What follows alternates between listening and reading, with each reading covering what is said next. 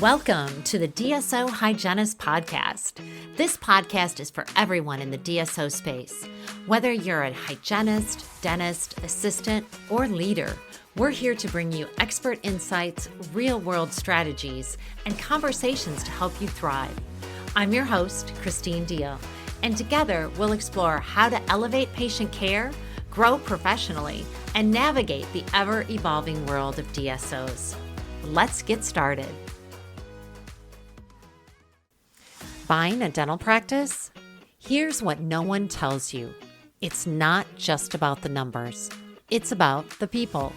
And if you lose them, you lose trust, culture, and production. That's where the DSO team transition comes in. We help you stabilize your staff, align systems, and retain your top talent, so your new practice runs smoothly from day one. Smooth transitions, stronger teams, real results. Visit DSOteamtransition.com and download your free transition checklist today. Dr. Ruth Mannschreck is a dentist, practice management strategist, and the owner and founder of Shoreline Strategies LLC. With over 30 years in private practice, Dr. Ruth has transformed her own business and now helps others do the same through her programs Built to Run Itself and the Prep It to Sell live virtual training program. Dr. Ruth built a successful dental practice from the ground up while raising 2 young boys, but everything changed when her daughter was born with complications and spent weeks in the NICU. This life-altering experience led her to reduce her practice hours from 40 to 25 per week. Despite the drastic change, the practice exceeded its previous revenue while allowing her time to be present with her family during a difficult time. This shift in perspective led her to create a streamlined business model that focuses on strong systems, building a high-performance team, and fostering a magnetic company culture. She shares these strategies with practice owners to help them free up time and scale their operations efficiently. Dr. Ruth decided to sell her practice, and it wasn't until after selling did she realize how much opportunity and money she had left on the table because she hadn't gotten her practice ready to sell. She is passionate about helping others avoid the mistakes she made when selling her first practice. Motivated to help owners get their practice ready for sale, Dr. Ruth has made it her mission to guide entrepreneurs through the process, ensuring they capitalize on the full value of their practice. I'd like to welcome Dr. Ruth to the DSO Hygienist. Welcome. Oh, thank you, Christine. This is great. I love your audience, listened to several of your podcast episodes, and I'm really looking forward to our conversation today. This is like near and dear to my heart, what you're doing, and I'm just very excited. Let's all get ready. Buckle up. I'm going to start with the questions. That's kind of how we roll here. Tell me, what's the first thing or the first area of a dental practice you would focus on if you're selling like 3 to 5 years from now? 3 to 5 years from now, I would start with systems, so that, and the system I would start with is what I call the patient journey. From the moment someone picks up the phone or responds to an inquiry from the website, what happens next? Who's responsible for that step? What happens next? How do they get scheduled? Who does an intake? How is the care plan presented?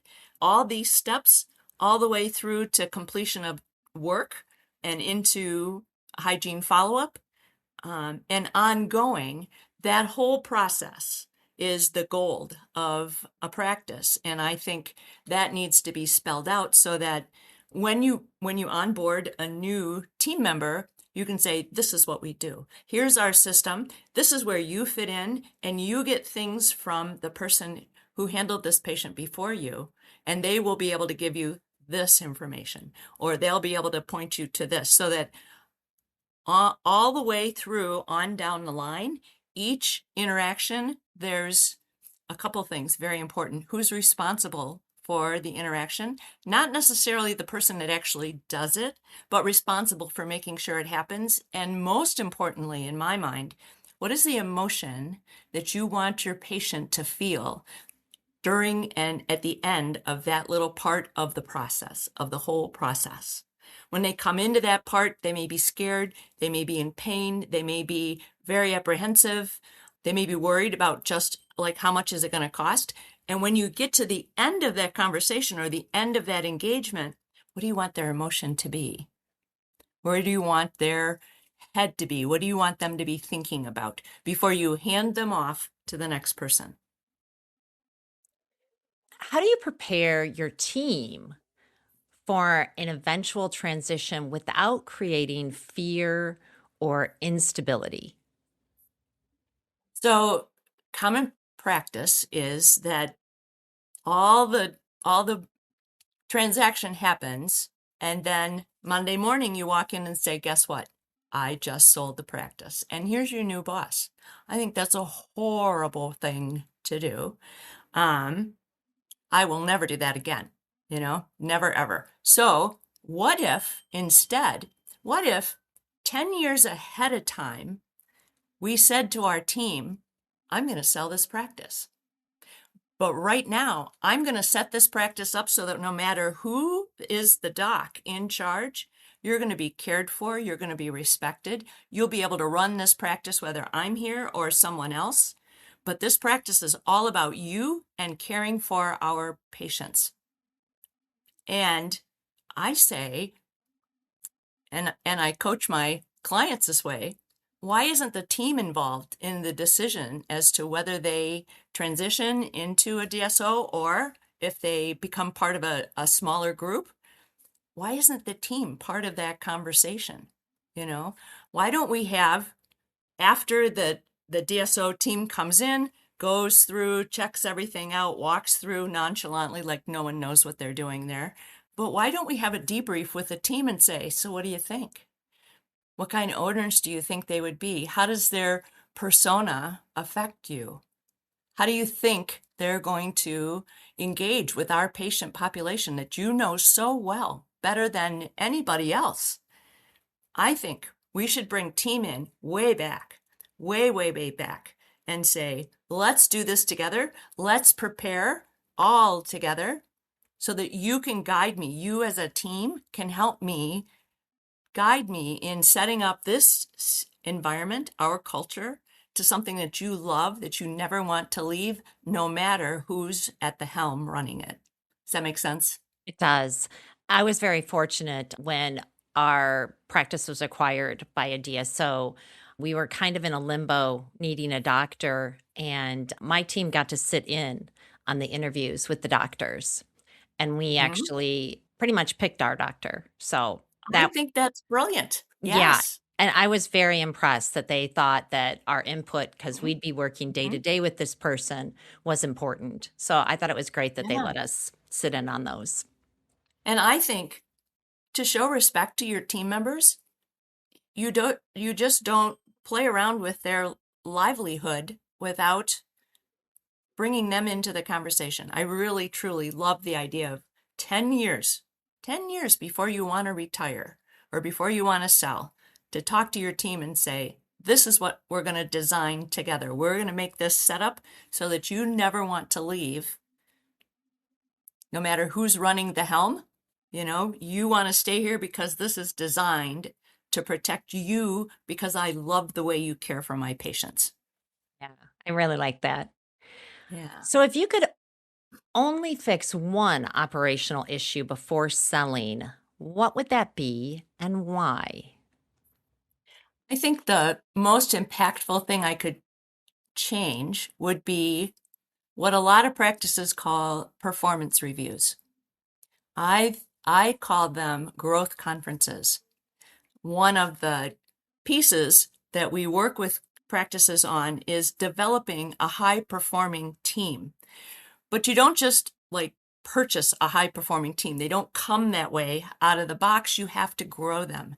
And I think changing from something as adversarial as a performance review where you feel judged about every little thing that you've done, I like to see it as these are the goals I have for you, and this is where I see you right now as concerns these goals? And then what can we do to move you? Say, if you give it a numerical value on a scale to 1 to 5, you're a 3 right now. I would like to help you get to a 4. How can we do that? What needs to happen? What would you like? What would be supportive for you to help you get to a 4? When can we do that? Let's both sign this. Let's schedule a time to sit down in 30 days, whatever we decided, and keep growing people instead of just saying, right now, you're not doing a very good job, and so you don't get a rate. It's very adversarial. And I watched my team go into performance reviews with sweat trickling down the back of their necks. And I thought, this is not how to grow a team that's going to want to stay with me through hell and high water. It's just not the way to build a good relationship with them. So we turned it into growing. And I would encourage practices to look at your team. They're the biggest asset you have. How can you grow them? How can you turn them into better humans, into better employees, into better hygienists, assistants, docs? Everybody needs a little growth. I So like that that's why I really like that you said that, because you don't have to get rid of people. I think you can grow people. And I think that really depends a lot on leadership. So I really like that you did it that way, as a growth instead of a performance. right. Yeah. What surprised you most about what buyers actually cared about versus what you thought they would care about? When I sold my first practice, I was just convinced that I had to have a big revenue number. That's all they were interested in, was just it had to be a big revenue number. And if I had a great net margin number to go with it, I'd be golden. But as I watched my sale, the first and the second, and my clients' selling process, it's not like that at all, at least in the successful transitions that I've been part of. It's more like Goldilocks and the Three Bears. It's more the buyer is saying, this is my skill set, these are my gifts and graces. I need something that matches what I do, and a doc that wants to be the seller has designed a practice around his own gifts and graces, and it all works because of the doc. And getting those two things to meet is way more important than how big is your revenue. For the long-term care of your patients, you want smooth sailing. You want nothing to disrupt your culture. And I find that figuring out what's your competitive advantage, what are your gifts and graces, what skill do you as a seller bring to the table, and so what does that mean you need to look for in a buyer? So you don't need just somebody with deep pockets. You need deep pockets who's good at talking to people, maybe not great as an operator. That works sometimes because they might just want to be the COO, but match up the gifts and graces part first, because the revenue can always be grown. How early should an owner bring in an outside advisor, like a CPA, a broker, a coach? And who mattered most in your process? I would say right from the beginning, you do need some guidance. A CPA is a great place to start in the beginning, because once you set up your books incorrectly, it's a pain to fix, and it's expensive if anyone cares. But then I think long before, I want people to think 10 years out.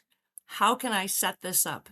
How can I have a conversation with an attorney and just say, this is what I want to do. Is this feasible? Does it make sense? Can I possibly find someone who wants this type of practice? I like a CPA. You need a banker. You need an attorney. I think for me, the most valuable was a practice management coach. I learned more from my coach than I did from all of my other professionals put together. because they gave me more of the how to do it. You know, a banker will say, well, you have to get your numbers to this level. Your CPA is going to say, you got to make your P&L look like this, but they're not going to spend the time to tell you how to do it. And that's actually what you need. If you're a busy doc with a busy practice, you don't have time to figure out all this stuff on your own. So having a coach, I've always had a coach, saved me so much time and so much money.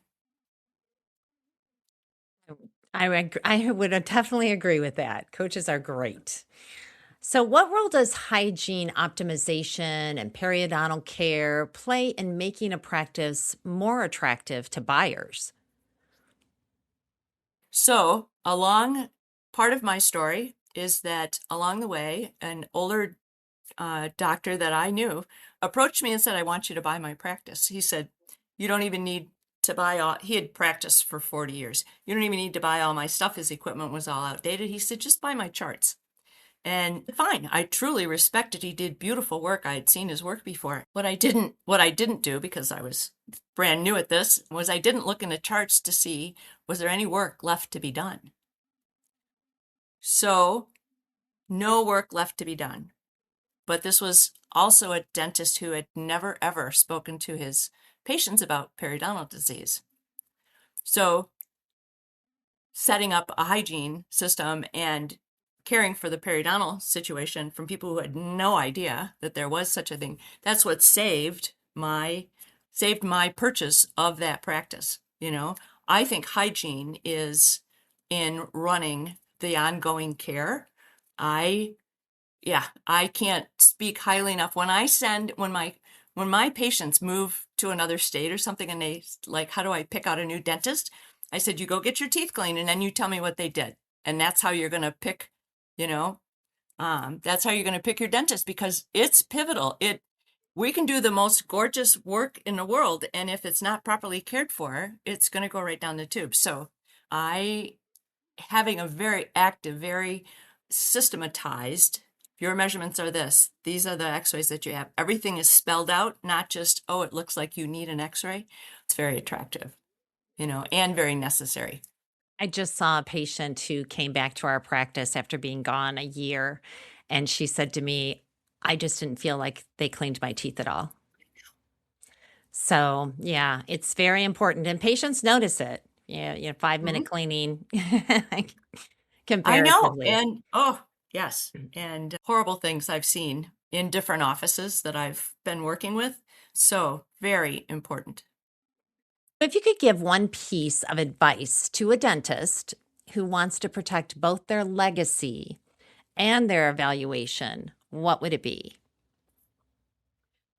The biggest piece that I see for the legacy portion is the culture that you create in your practice, because that is truly the piece. Yes, everyone loves their doc, but the culture is really the piece that cements people to your practice.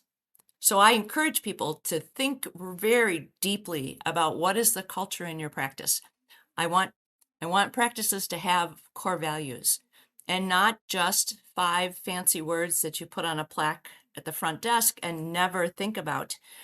I say, take those core values, turn them into something tangible.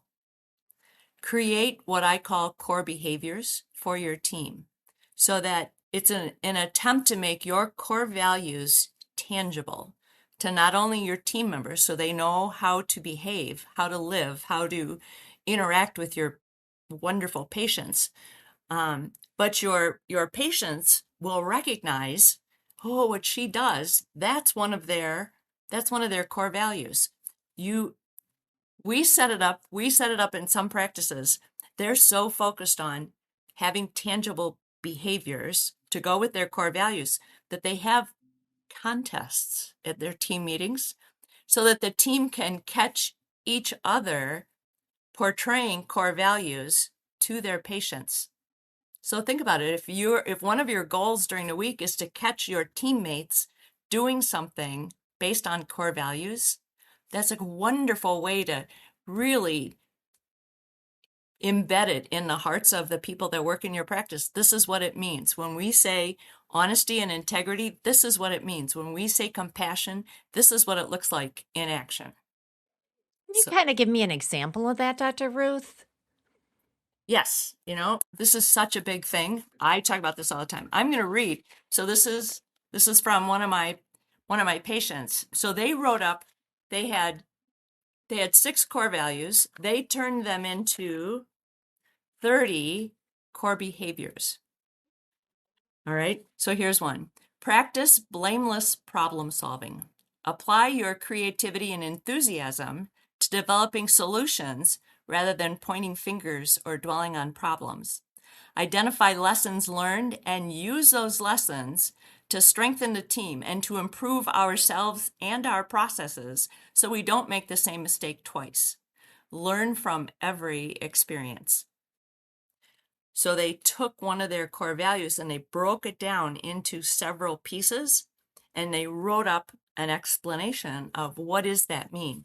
And then they talk about it in team meetings because core behaviors are going to be just as bad as core values if you never talk about them, if you never bring them into your team meetings. Or I remember one time I walked down into the waiting room to apologize to a patient because I had kept her waiting longer than what usually happens. And I went out and I apologized to her and said, I'm so sorry. I'm almost done. I'll be with you as quick as I can.